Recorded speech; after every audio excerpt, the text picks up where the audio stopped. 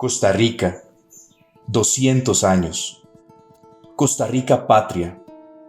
Tu país, el mío, el de tantos que lo han hecho suyo también.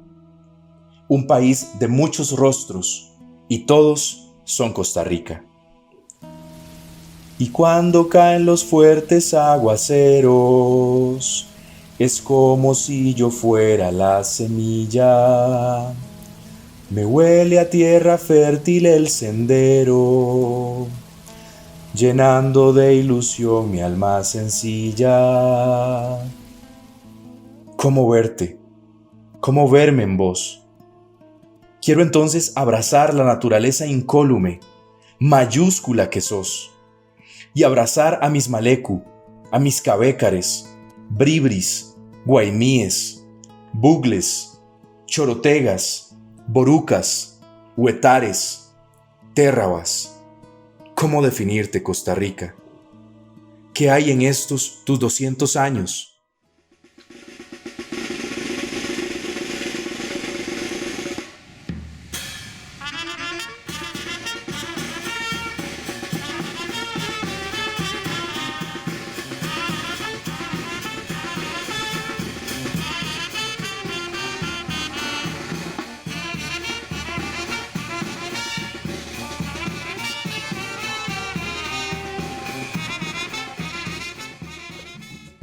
Y ahora que estamos celebrando 200 años de, ya sea que uno lo vea como independencia o como vos planteaste, que me gustó mucho más, como construcción de la nacionalidad y de la sociedad costarricense, uno entiende la importancia de esas fechas simbólicas, porque los países y las sociedades humanas también viven de símbolos. El ser humano es simbólico. Y eso de sentir que tenemos 200 años, 2 siglos, de estar construyéndonos como una comunidad humana, con lo bueno y con lo malo que eso tenga, con las cosas que han sido lindas y con otras bien duras, pero entenderlo así, ¿verdad? Y casi que imaginar cómo a lo largo de estos 200 años se han venido integrando distintos grupos, grupos culturales, grupos étnicos, migrantes de muchos tipos, a veces algunos que llegan por razones socioeconómicas, otros que están escapando de alguna tragedia política, empiezan a construir un proyecto común, algunos muy bien recibidos, otros más bien explotados o discriminados, y sin embargo, cómo entre todos realmente vamos construyendo eso que muy fácilmente llamamos Costa Rica, ¿verdad? Es una sociedad que con todos sus defectos, yo creo que una de las cosas más bonitas que tiene es esa forma de vivir juntos, ¿verdad? De estar cerca unos de otros, de no vernos como más o como menos.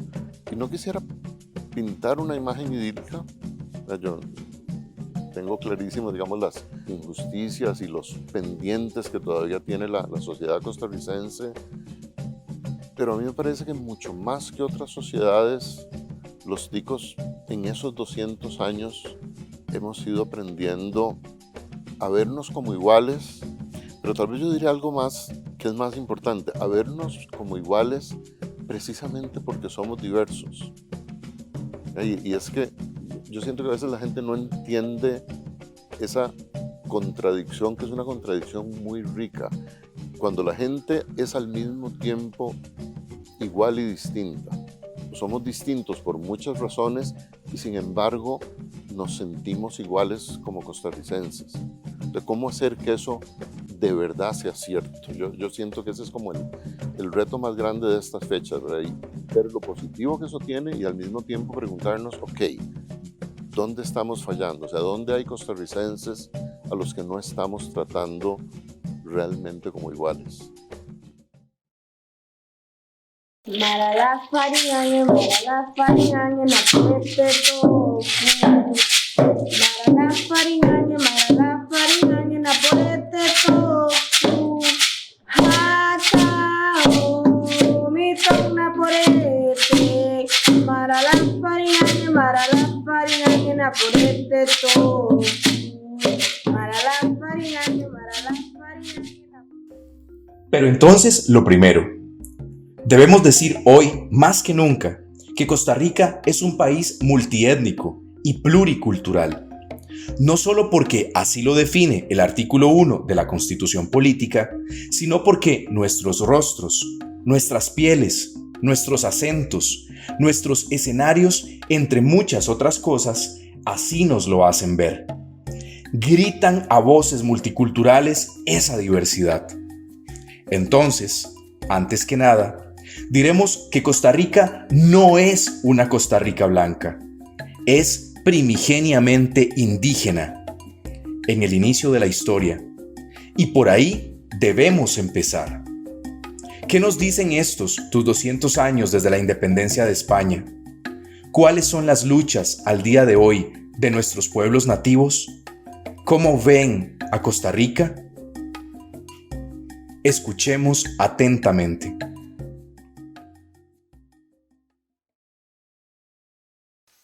Allá mi país ashkeno, vas a tsirin, vaya tsil, ade ko sapako, sa tutsu. Y para que yo eruto, como tiene, segurar que mi cretan quiere mapa, jikpo que quise tu cane con yepon. E con el yeri pacheto, y yo un sere, esto was et sexual, un es segurar que, y torak segurao, se copellar que. Era buai antes que to quise um dia seto inheto isso essa show ele ia para com outro ser ruio certo ruio burebuike e diz um penso guanha ni que certo era o certo sétimo era o sétimo e como é que se com outro é socho ia para com outro é ruio conhece aqui para conhece já chaco é onde eu estou paco e se to come queijo se ribiqueijo governo com outro se esquigue para com outro se tutsu se caneo se ruio quando burebui que será titi de cone é tu me sei que minha se quapa aí turiquinho estamos soñando hasta llegar a ser presidente. Los clanes, por ejemplo, se definen por su ubicación geográfica, más que todo, ¿sí? Por ejemplo, mis padres, mi madre, parte de mi mamá, ellos son de un lugar que se llama Cork, entonces le ponen Corkwac, ¿no? Duriwac, agua de aves, de pájaros, ¿no? Tuburwac, se refiere al tubérculo que se llama ñame, ¿no? Le decimos ñame, ¿sí? Y así, sí, y así consecutivamente. Ahora, en los clanes hay cosas también que hay que observar. Por ejemplo, un agua proviene de determinado clan. No todas las personas pueden ser agua, ¿no? Y eso lo respetan también, ¿no? El Tsukur, por ejemplo, que es el cantor que lleva a los muertos a su última morada, es el Tsukur, ¿no? Y de ahí está el Usekur, que es el que guarda la semilla, porque nosotros nos definimos como semilla. Ditsu quiere decir semilla. Entonces, cualquier bribri, todos somos ditsu, somos semillas, ¿no? Entonces, ellos, los Usekurpa, son los que guardan ese secreto de las semillas, ¿sí? De ahí siguen los Okupa. Los Oku son los únicos autorizados en manipular muertos. Nadie más puede tocar un muerto, solo él. Y hace todo junto con el agua, hacen la ceremonia de direccionar a esa persona a su última morada. Sí. Y de ahí viene el Bicacra. El Bicacra es un un maestro de ceremonia. Él es el que ve que toda la gente esté bien atendido, que coman, que nadie quede sin ser servido. Sí. Entonces ahí está. Y después el Bru, que es el rey. El Bru es el rey. Entonces ese es se puede decir, el cronograma, diría yo, de toda esa jerarquía de gente. ¿Sí? Sí. Entre el hombre y la naturaleza. Es una cadena infinita, no tiene fin. Aunque no lo creamos, somos parientes del árbol, de la piedra, de todo. Sí, somos parte. En el Bribri decimos que Senji, ¿quiénes somos? Somos Ditsubo, somos semilla. ¿No? ¿Cómo es Ebite? ¿De dónde venís? Somos de la madre tierra y del Espíritu de Dios, ¿no? ¿Hacia dónde vamos? Semicho y Dararbu Ñoneki. Vamos siguiendo la ruta del sol. Amanecemos y anochecemos. Sí. Hoy amanecemos y mañana morimos. Esa es la verdad, sí. Desde pequeño mi papá me hablaba inglés y mi mamá nos hablaba en Bribri, principalmente de Talamanca y del país. Puedo decirle que tenemos experiencia en cuanto al proceso de vida de estas comunidades. Realmente yo creo que la lucha para salir del anonimato en Talamanca empieza en el año 1960, porque antes prácticamente los pueblos indígenas de este país no se conocían.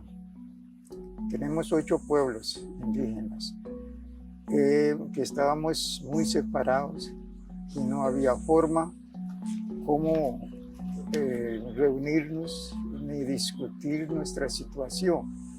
A partir de la década del 80 toma mucha fuerza el querer salir a la luz pública, de que sí, porque muchas veces y en muchas ocasiones los gobernantes, inclusive de las épocas, habían denegado inclusive de que hubieran poblaciones indígenas en el país. Y nosotros tuvimos que desmentir eso, ya que habían muchos pueblos indígenas. Entonces, yo creo que no se le daba en ese entonces la atención que debíamos tener por parte del Estado. Me gusta del país por libre. Si yo llego en San José, puedo hablar mi idioma y puedo vestir mi vestido. No me pone bien por yo ser, por ir allá que no pongas vestido, porque aquí no pueden dar ese vestido. Entonces, yo pienso que es muy libre, como si yo quisiera vestirme y como quisiera hablar, y es lo que me gusta de Costa Rica. Pues la lucha ha sido principalmente por la comunidad autóctona, es por las tierras. Eso es que ha luchado mucho porque la tierra de los indígenas, pero ellos luchan para lograrlos, porque a la hora de comprar hace mucho tiempo, muchos se metieron ahí que no era indígena. Entonces ellos luchan por la tierra, es la principal lucha que tienen. Yo pienso que para representar a la comunidad indígena deben de tener respeto a la cultura, a su tradición que tienen.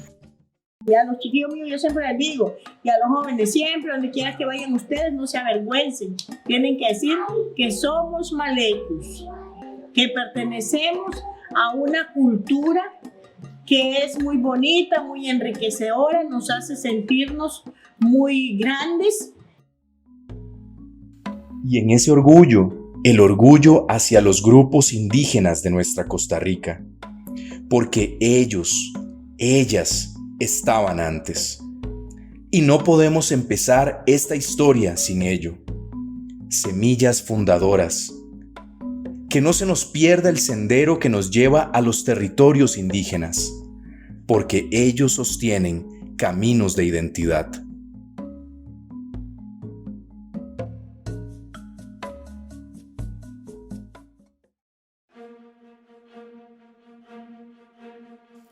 Vladimir de la Cruz comenta y enseña que el 15 de septiembre de 1821, en Guatemala, es donde se toma la decisión de declarar la independencia de la capitanía del Reino de Guatemala. De esta forma, una vez tomado esto como hecho, se les comunica a las otras provincias conformantes de dicho reino, que eran Honduras, El Salvador, Nicaragua y Costa Rica.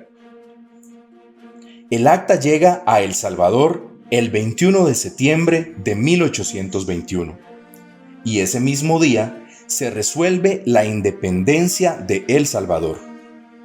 Para la fecha del 28 de septiembre de 1821 llega a Nicaragua y a Honduras, donde en esta última provincia se resuelve el hecho independentista. Mas no sucede lo mismo en Nicaragua, donde se encontraba la figura del obispo Jerez, que era monarquista.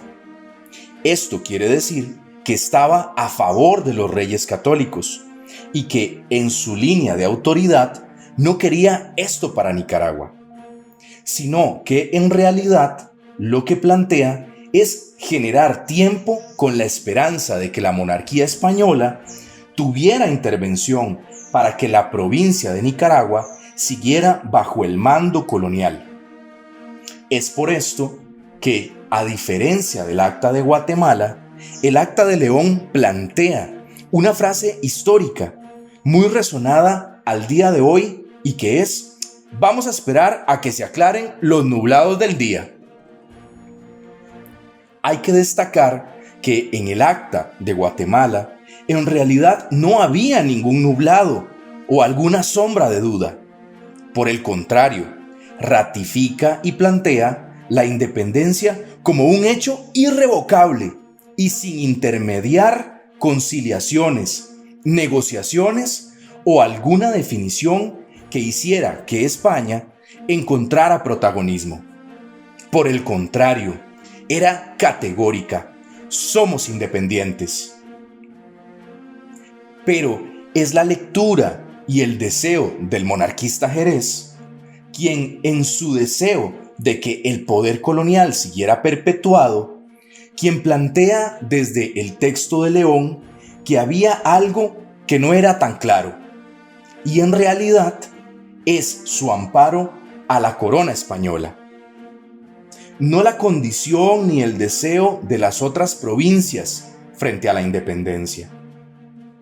Esto es fundamental porque a la provincia de Costa Rica, en ese entonces, llega tanto el Acta de León como el Acta de Guatemala, a la región de Cartago, en donde se destaca que para Costa Rica no hubo tampoco ningún nublado del día, sino que se acogió al espíritu de independencia dotado desde el Acta de Guatemala.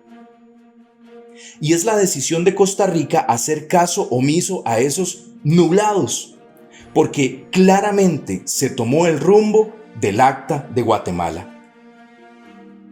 Para esto, históricamente los líderes costarricenses tomaron una partida de acción interesante a favor de la independencia de la provincia.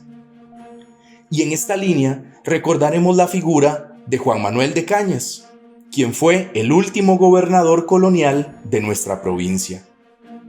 Es así como en Cartago, para el día del 28 de octubre de 1821, José Santos Lombardo, por la noche, le quita las armas al gobernador Juan Manuel de Cañas, para cuando al día siguiente, a las 6 de la mañana, se diera cuenta de que Costa Rica se unía a la independencia evocada desde la Capitanía General de Guatemala, no usara armas en contra de ellos por esta decisión, y más bien poder usar estas armas en contra del mismo gobernador, cuya figura ya no tendría poder, dado que el régimen colonial quedaba sin efecto.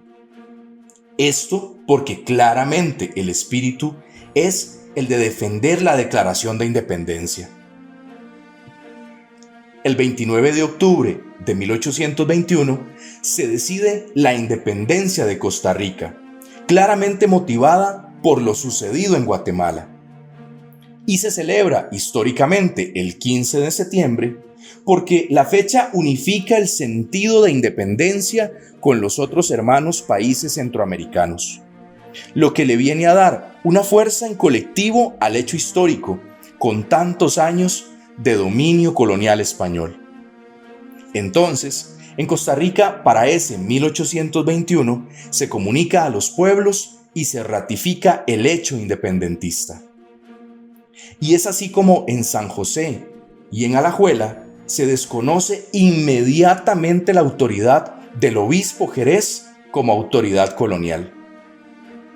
¿Qué sucede con Costa Rica después del Acta de Independencia? Costa Rica se organiza y forma una junta de delegados, ya para el mes de noviembre de ese mismo año. Se trata entonces de un primer gobierno provisional que, sin embargo, da origen a la Costa Rica con órgano de poder político interno, lo que viene a dirigir los asuntos públicos del país. Hablamos entonces de la República Federal. Pero queremos ahondar en la Costa Rica multiétnica y pluricultural. Hablemos de la población afro. Si pensamos que históricamente fueron solo los de la oleada afrocaribeña, sí, de la que entró al Caribe costarricense para la construcción del ferrocarril, hay todavía mucho por aprender, dado que hubo oleadas de población afro antes que la afrocaribeña. En realidad, población afro en nuestro territorio ha habido desde el periodo colonial. Pensemos en la Puebla de los Pardos, en Cartago, en las Pueblas, que son memoria afro. Pero hablemos de Guanacaste, Guanacaste afro. No podemos referir la identidad guanacasteca sin rastro africano. Cuando se da el proceso de integración de Guanacaste a Costa Rica, casi la totalidad de la población era afrodescendiente. Sí chorotega, pero afrodescendiente también. Se debe hablar, como lo plantea don Carlos Fallas Santamaría, de ese mestizaje biológico y la notoria presencia y herencia de la población de origen africano en la región. Si bien al inicio de la época colonial, como lo investiga y plantea Fallas Santamaría, la población era indígena, los hombres principalmente fueron sacados hacia las minas del Perú, dando como resultado una catástrofe demográfica debido a una violenta reducción poblacional por parte de los españoles. Entonces, los africanos traídos, se han mencionado a Angola y el Congo, como mano de obra en las haciendas, se convirtieron en la población de reemplazo. Para 1722, lo cierto del caso es que la mayor parte de la población ya era afrodescendiente y probablemente buena parte de la que se consideraba como indígena había sido partícipe de un fuerte mestizaje. El obispo Morel de Santa Cruz hace una visita por la región para el año 1751. Indicó que la provincia estaba habitada por mulatos y que la población que se consideraba indígena pura maltrataba a los mulatos cuando se acercaban a Nicoya. Entonces, Morel, para 1772, propone un poblado para que los mulatos pudieran asentarse, y esto fue la creación de Santa Cruz en honor a este promotor. El crecimiento de la población afrodescendiente se va confirmando con los bautismos, pues para 1712-1714, el 60% de los bautizados eran mulatos. Y 60 años después, es decir, de 1776 a 1779, el número de bautizados era 90% de mulatos. Sumamente orgullosa de mis raíces chorotegas, de la tradición, orgullosa de mi tierra, hasta que durante mi infancia me percaté que era más oscura que todos los demás. No es que mi familia sea anglosajona o algo así, pero yo era la más oscura de mis hermanos. Entonces, siempre recuerdo a mi abuela diciéndome, no se ponga esa ropa porque la hace ver más negra. Y muchos otros comentarios que uno percibe como que el hecho de ser negro es malo o puede ser diferente. Sin embargo, yo todavía no sabía o desconocía, digamos, mis orígenes negros. Porque realmente aquí en Guanacaste nadie habla otro idioma que no sea el español, otra lengua, y pues tampoco tenemos apellidos en inglés, ¿verdad? Entonces, no sé, yo me decía, ¿por qué si yo soy chorotega y española? Porque así dice incluso el himno de Guanacaste. ¿Por qué entonces esta boca tan grande? ¿Por qué este cabello así tan alborotado, tan mechuda, como me dicen aquí, decimos aquí a los que tenemos el pelo crespo o rebelde? Que sí tenía sangre chorotega y tal vez una pizca española, pero que realmente había o hubo más bien en Costa Rica negros mucho antes que llegaran los afrodescendientes a Limón. Eso fue una sorpresa para mí porque a mí nadie me contó eso, ni en la escuela, nadie me contó eso ni en el colegio, y yo no desconocía totalmente esa parte de la historia. Entonces fue emocionante descubrirme negra, la verdad. Sí, yo ahora me daba cuenta que yo era chorotega, negra, y al punto que escribí un verso en esa época. Estaba muy emocionada de concebirme. De ahí en adelante, yo realmente le comento a todo el mundo cuando converso, saco el tema o toca, que los guanacastecos tenemos herencia negra. Definitivamente, es algo que la historia ha querido borrar, pero que nosotros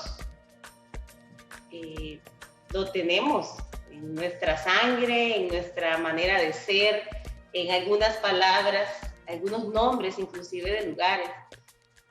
¿Qué decir en las comidas? ¿Qué decir en la música? Tenemos la herencia de la marimba, tenemos la herencia del quijongo y en la bebida del coyol, que tanto nos gusta a los guanacastecos y nos sentimos orgullosos de toda esa tradición.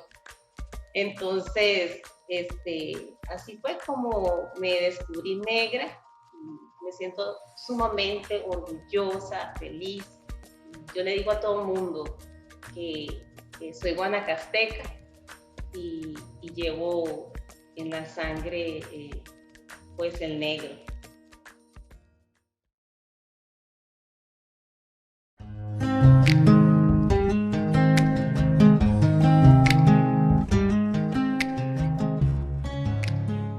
Bueno, les comento, mi nombre es Gonzalo Mesa Rivera.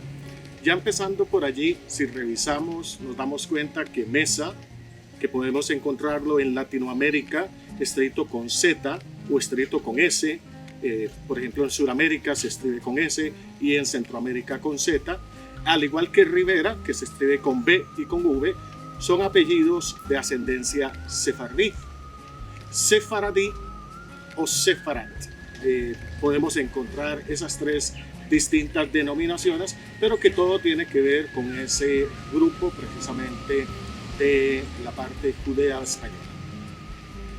Bueno, ¿qué aspectos podemos encontrar de la parte sefardí en Costa Rica? ¿Y cómo es que poco a poco va uno descubriendo a través de los lazos familiares y de ese intrincado que se va uno hacia atrás revisando cómo se ha constituido su familia? Y entonces encontramos que dentro de mi familia están los Solano, están los Sáenz, en fin, una serie de apellidos que si los vamos hacia atrás, hacia el tiempo de la colonia, nos damos cuenta que arribaron precisamente desde España, y muchos de ellos arribaron precisamente en el tiempo de la primera diáspora judía que se da de Europa hacia Costa Rica. A nivel europeo, el término sefarat se refiere a la tierra donde vivían los judíos en la península ibérica.